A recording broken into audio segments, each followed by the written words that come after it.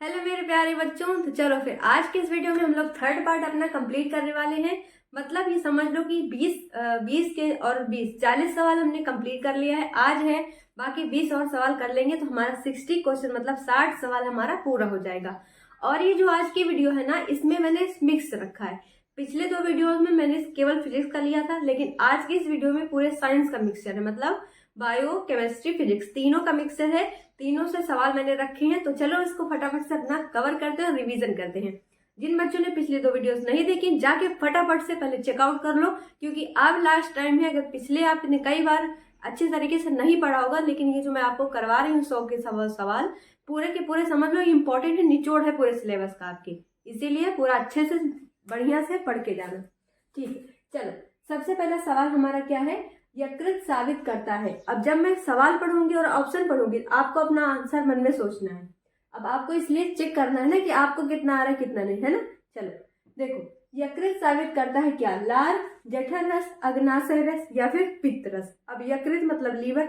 Liver में कोई चीज कैसे पचता है, हमारे खाना जो है, मतलब हम कह सकते हैं कि जो लीवर हमारा यकृत है उसमें कौन सा जो रस होता है वो स्रावित होता है, मतलब वहां से कौन सा रस निकलता है। करेक्ट आंसर क्या हो जाएगा, पित्त रस, यानी कि ऑप्शन नंबर डी जो है सवाल का सही उत्तर होगा, ऑप्शन नंबर डी। ठीक है बच्चों, देखो थोड़ा सा बोर्ड पता नहीं क्यों चमक जाता है। मैं इतना कोशिश कर रही हूँ कि ना चमके, ये फिर भी हो रहा है, पता नहीं क्या है। तो थोड़ा सा मैनेज कर लेना। देखो क्वेश्चन से मतलब है आपको, सवाल सॉल्व करने से मतलब है। कैसा दिखाई दे रहा है उससे कोई मुझे नहीं लगता कि फर्क पड़ना चाहिए, है ना। चलो, श्वास नली की लंबाई कितनी होती है, 10 से 12 सेंटीमीटर, 12 से 15 सेंटीमीटर, 15 से 20 सेंटीमीटर या फिर 20 से 25 सेंटीमीटर। करेक्ट आंसर 12 से 15 नहीं, 10 से 12 सेंटीमीटर। ओके, करेक्ट आंसर है। चलो आगे देखो, रुधिर की उत्पत्ति होती है भ्रूण के बाह्य जनस्तर से, भ्रूण के मध्य जनस्तर से, अंतः जनस्तर से या फिर नल।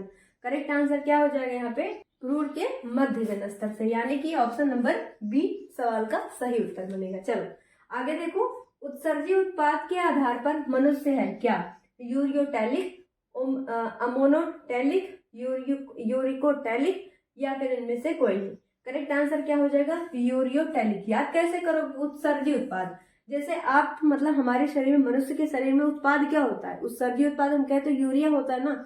यूरिया कहाँ लिखा है, देखो अमोनो है नहीं है, यूरिको है नहीं है, यूरिया है, यह लिखा है ना, यूरिया, यूरियो। Correct answer option number A हो जाएगा।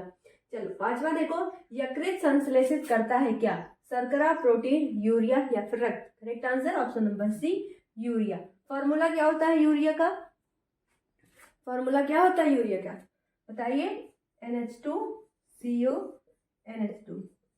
प्रयोगशाला में बना पहला कार्बनिक पदार्थ किससे बनाया गया था, अकार्बनिक पदार्थ से इसको बनाया गया था।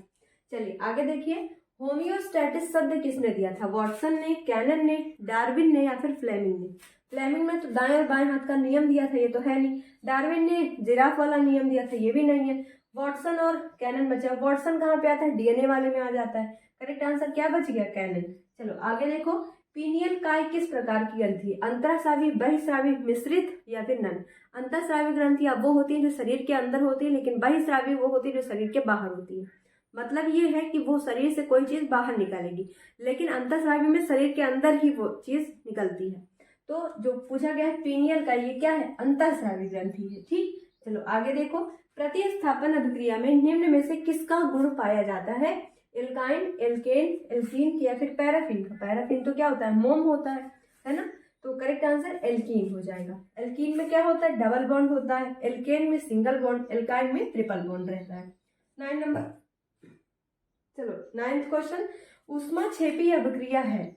अब देखो पूछा जा रहा है आपसे कि ऊष्माक्षेपी अभिक्रिया क्या होती है। 2 प्रकार की होती है, एक ऊष्माक्षेपी और एक ऊष्माशोषी होती है। ऊष्माक्षेपी वह अभिक्रिया होती है जिसमें से ऊष्मा बाहर निकलती है, लेकिन ऊष्माशोषी, नाम से ही आपको डिफरेंस समझ में आ जाएगा। शोषी और क्षेपी, क्षेपी का मतलब बाहर निकालना, शोषी का मतलब सोखना या फिर शोषित करना, ऊर्जा को लेना। ठीक है, तो यहाँ पे आपसे पूछा जा रहा है क्वेश्चन में कि जो ऊष्माक्षेपी अभिक्रिया है वो क्या है। ऊष्मा निकलती है इसमें से, ऊष्मा उत्सर्जित होती है, सॉरी ऊष्मा आती है, मतलब हम कह सकते हैं, तो दोनों एक ही हो जाएगा ना, ऊष्मा आती है। ठीक है, या फिर ऊष्मा की इसमें कमी होती है। अगर कमी होगी तभी तो लेगा ना, जिसके पास भरा पूरा है वो क्यों लेगा किसी से। ऊष्माक्षेपी में क्या होता है, ऊष्मा उत्सर्जित होती है। ठीक, क्वेश्चन नंबर 10, जब वस्तु अनंत पर रखी हो तब प्रतिबिंब कहाँ बनता है? F1 पर, Fe पर, P पर या C पर? तो करेक्ट आंसर हो जाएगा F2 है, ये Fe नहीं है, F2 है। तो correct answer option number B हो जाएगा। ठीक है, अभी तक में कितने क्वेश्चन आपके सही हुए हैं? टोटल के 10 क्वेश्चन में बताइएगा। अब चलो बढ़ते हैं अपने अगले सवाल की तरफ। मैग्नीशियम का वायु में जलना किस चीज का उदाहरण है? भौतिक परिवर्तन, रासायनिक परिवर्तन, दोनों का या फिर नन? रासायनिक परिवर्तन वो होता है जब क्वालिटी में चेंज आ जाता है। ठीक, भौतिक परिवर्तन वो होता है जब वस्तु जो है उसकी क्वालिटी में ना चेंज होकर उसके आकार में चेंज आ जाता है। जैसे लोहा, लोहे को अगर हम पिघला देते हैं, बहुत ज्यादा गर्म कर देते हैं, तो जिस आकार में ढालना चाहें उस आकार में हम उसको ढाल देते हैं, लेकिन उसकी क्वालिटी क्या चेंज होती है? लोहा से क्या वो सोना हो जाता है? नहीं होता है। तो क्या है ये? भौतिक परिवर्तन। लेकिन रासायनिक में क्या होता है?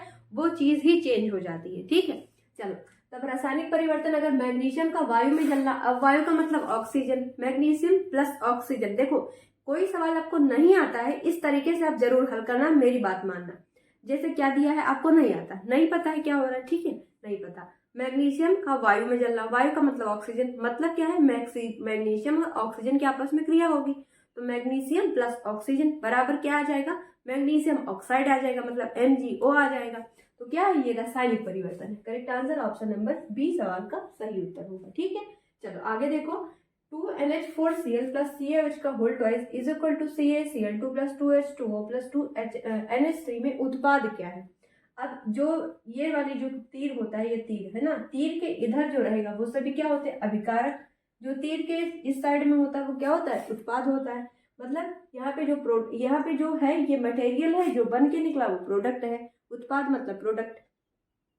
पूछा गया उत्पाद क्या है, तो ऑप्शन कई हो सकते हैं, या NH3 भी उत्पाद है, पानी भी उत्पाद है, CaCl2 भी उत्पाद है। तो यहाँ पे उत्पाद में कोई भी आ सकता है ना। तो आप जो ऑप्शन मिल जाए उस तरीके से आपको टिक करना है। चलो आगे देखो। लेड बैटरी में प्रयुक्त अम्ल कौन सा है? HCl, HNO3, H2SO4 या फिर नन? अब HNO3 तो अम्ल है नहीं, ये तो क्षार है। बच गया क्या? HCl या फिर H2SO4। प्रबल कौन सा ज्यादा होता है? H2SO4। तो इसीलिए क्या है, लेड बैटरियों में इसका यूज किया जाता है। किसका? सल्फ्यूरिक एसिड का। अगला देखो, H2S का pH मान क्या होता है? अगर आपको पता है कि H2S क्वालिटी में कैसा है, क्षारीय है अम्लीय, तो आप तुरंत इसका pH मान बता देंगे। क्या होता है H2S? अम्लीय होता है, मतलब इसका जो pH मान होगा वो 7 से कम रहेगा। अब ये जो 7 होता है ये न्यूट्रल है, यहाँ पे आता है पानी।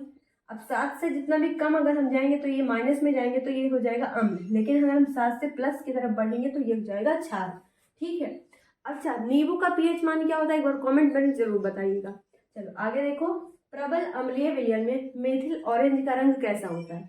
लाल, नीला या रंगहीन? कैसा होता है? रंगहीन होता है। Correct answer option number last वाला हो जाएगा। ठीक है, चौथा ऑप्शन मैंने यहाँ पे रखा नहीं है। निर्वात में प्रकाश की चाल कितनी होती है? अच्छा ये बताइए, जो मतलब निर्वात का मतलब क्या होता है? अगर मैं कहूँ निर्वात क्या है तो आप इसका आंसर क्या करेंगे? पर कमेंट में लिखिएगा। निर्वात में प्रकाश की चाल कितनी होती है? 3 × 10⁸ मीटर पर सेकेंड होती है। अब कुछ बच्चे क्या करते थे, इसको रट के चले जाते हैं, जहाँ पे पावर 8 मिल जाएगी हमारा आंसर सही हो जाएगा। आगे 3 है, 10⁸ है, लेकिन आपको ये मत भूलिए कि 8 में भी प्लस माइनस मिल सकता है। ठीक है, तो यहाँ पे क्या होता है? प्लस में रहता है। 3 × 10⁸ मीटर प्रति सेकेंड।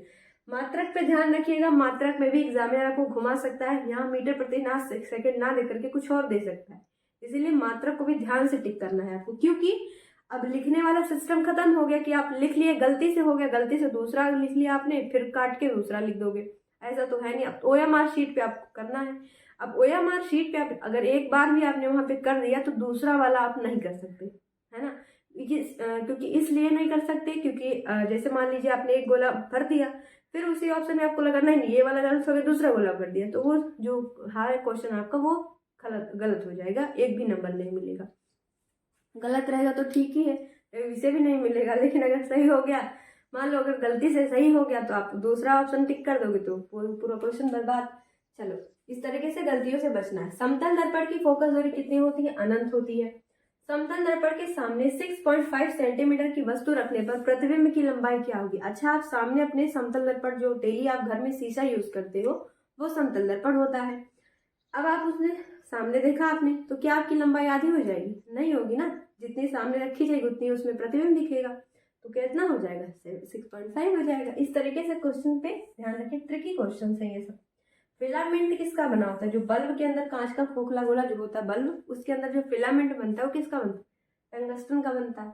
इसके पहले वीडियो में मैंने कराया था टंगस्टन का गलनांक कितना होता है, कितना होता है, जितने जितने बच्चों ने पिछली वीडियो देखी उनको याद होगा, 2100 डिग्री सेंटीग्रेड होता है। ठीक है, तो आपसे ये भी पूछा जा सकता है ना, इसलिए तैयार रख कर लीजिए।